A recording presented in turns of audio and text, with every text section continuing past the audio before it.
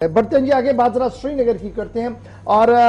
दो खबरें हम बैक टू बैक आपको बताएंगे और दोनों खबरों को लेकर लगातार सोशल मीडिया पर कहा जा रहा है जनाब तफसील के साथ इन दोनों खबरों पर गुफ्तगू की जाए। इंशाल्लाह जरूर आपके सामने जी तफसील के साथ हम दोनों खबरें रखेंगे। फिलहाल बात श्रीनगर से आपको बताते हैं जहां पर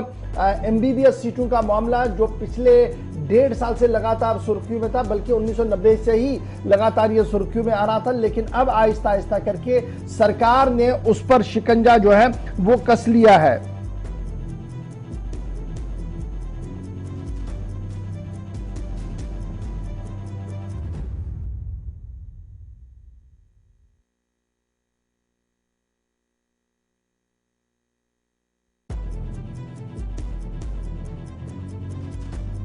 से SIA ने पहले कार्रवाई की, FIR दर्ज की, उसके बाद मुसलसल कई लोगों से पूछताछ की, गिरफ्तारी की और अब फाइनली SIA की तरफ से चार्जशीट जो है वो दायर कर दिया गया है, जिसमें वो सारी चीजें सामने रखी गई हैं कि किस तरीके से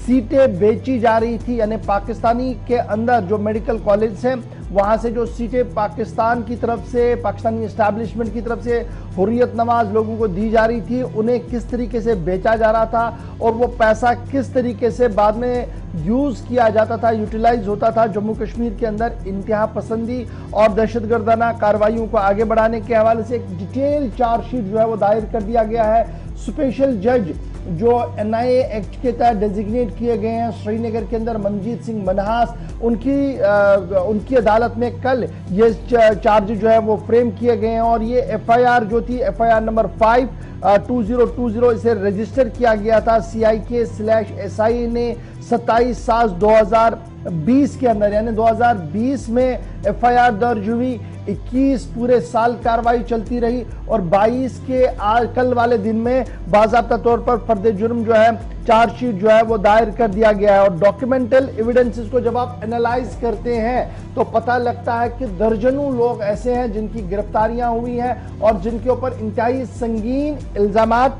लगे हुए हैं।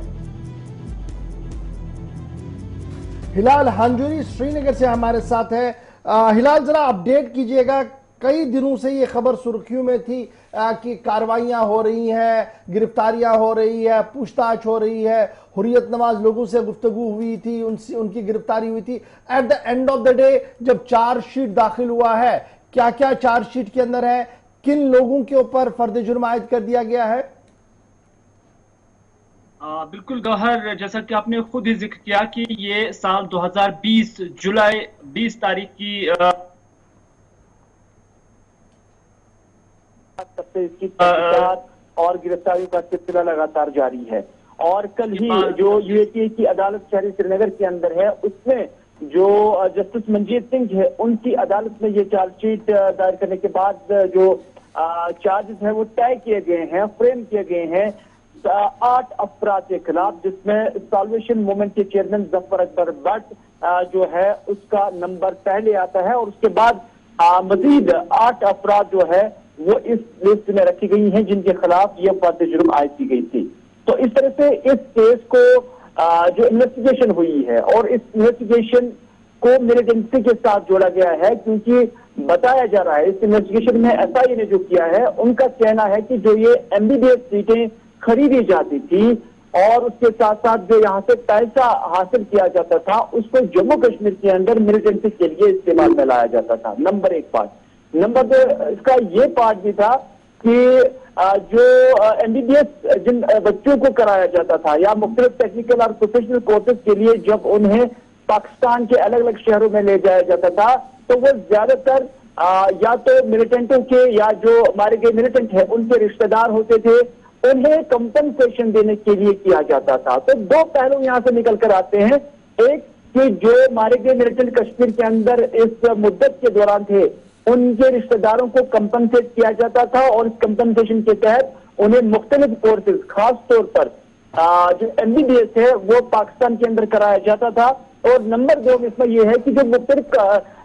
कंसल्टेंसीज को भी इसमें बरोई कार लाया गया है, जिनके जरिए से पाकिस्तान के अंदर बाकी साउथ एशियन स्टेट्स को छोड़कर पाकिस्तान के अंदर कम कीमत में MBBS कराने का जो ऑफर दिया गया था, उससे जो पैसा हासिल होता था उस पैसे को भी जम्मू कश्मीर के अंदर मिलिटेंसी के लिए या मिलिटेंसी को बढ़ाने के लिए इस्तेमाल में लाया जाता था। ये इस एसआई की चार्जशीट में जो कोर्ट के अंदर फ्रेम की गई है उसमें बताई गई है। और अब इस पे बाज़ाब्ता कार्रवाई जो है कोर्ट की जानब से भी होगी। हालांकि कोर्ट ने कल भी इस पे दलाइल जो है सुने हैं, जिसके बाद उन्होंने जो है इस पर फ्रेम किए हैं। लेकिन अब देखने वाली बात होगी कि आगे इसमें क्या कुछ हो जाएगा, क्योंकि ये मामला साल 2020 से ही इन्वेस्टिगेशन एजेंसी एसआईए के जेर समाअत था। अच्छा, ये भी बताइएगा कि किन किन लोगों के ऊपर नाम लेकर ये फर्द जुर्म आयद कर दिया गया, क्या वो नाम सामने रखे गए हैं? बिल्कुल, इसमें साल्वेशन मूवमेंट के जफर अकबर भट्ट जो है उनके खिलाफ, और दूसरे नंबर पर फातिमा शाह जो कि wife of Nisar Ahmad Shah, resident of Alalam Patan, और इसी के साथ जो तीसरा नंबर है अल्ताफ अहमद भट्ट वलद अब्दुल जब्बार भट्ट जो कि इस वक्त पाकिस्तान के अंदर है, काजी यासिर वलद मरहूम निसार अहमद काजी जो कि काजी मौला रेशी बाजार अनंतनाग के हैं, मोहम्मद अब्दुल्ला शाह वलद गुलाम अहमद शाह जो कि कलपुरा सलकूट कुपवाड़ा के रहने वाले हैं, सब्जार अहमद शेख वलद बशीर अहमद शेख रेजिडेंट ऑफ नौगाम शंगस अनंतनाग, और इस तरह से सातवें नंबर पर मंजूर अहमद शाह सनाब गुलाम अहमद शाह रिहाशी कलपुरा सियालकोट कुपवाड़ा, और इसी तरह से महाज आजादी महाज के ख्वाजा मीर अली सुकूल अनंतनाग के जो रहने वाले हैं वो भी इसमें शामिल हैं। गुलाम रसूल मीर जो है एक और नाम है, 8वां नाम, जिसकी चार्जशीट में नाम लिया गया है और इन आठ के खिलाफ फर्द जुर्म जो है आयद की गई। अच्छा, जो इस इन्वेस्टिगेशन डिटेल्स में सामने आ रहा है, डिटेल डॉक्यूमेंट्स जो अब मीडिया के पास भी कहीं ना कहीं आ ही चुका है, तो उसमें यह कहा गया था कि जनाब कुछ एनजीओज या कुछ कंसल्टेंट जो इदारे हैं, हमारे कंसल्टेशन वाले इदारे हैं जो बाहर भेजते हैं, जेर तालीम बच्चों को बाहर भिजवाते हैं, तो उनके साथ भी राब्ता किया गया। क्या उनका कोई नाम इसमें है? किसी के खिलाफ कार्रवाई हुई है या किसी से पूछताछ इस सिलसिले में? देखिए, जो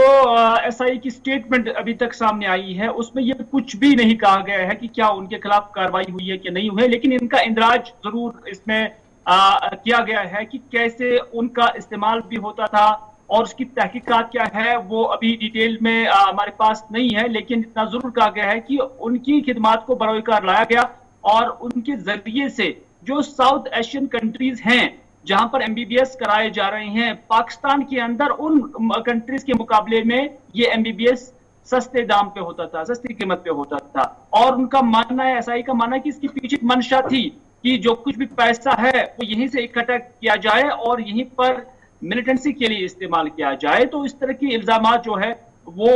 लगाए गए।